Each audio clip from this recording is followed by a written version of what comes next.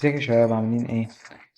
النهاردة هقول لكم ازاي افضل تكتيكات في اف سي موبايل نمط المدير الفني علشان توصل اف سي شامبيون. دلوقتي هتعملوا خطة 4-3-3 اللي فيها ارتكاز. خطة 4-3-3 اللي فيها ارتكاز. هتعملوا التكتيكات ده اهي.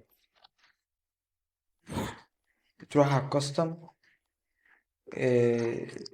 بيلد اب السبيد 3، الباسنج ديستانس 1، المنتالي اتاكينج، البوزيشن فري.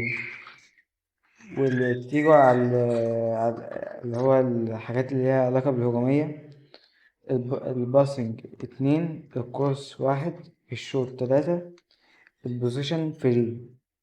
تيجوا على الديفنس، تعملوا على الباس 2، والكروس 1، والشوط 3، والبوزيشن فري.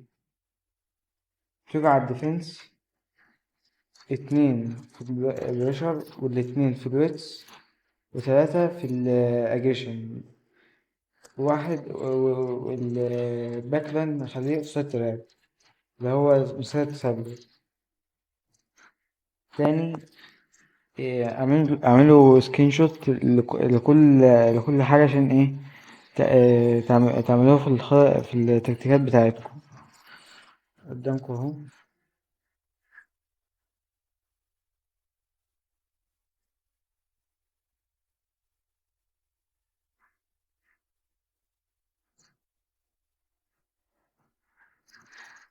تمام، تيجي تعمل ابلاي،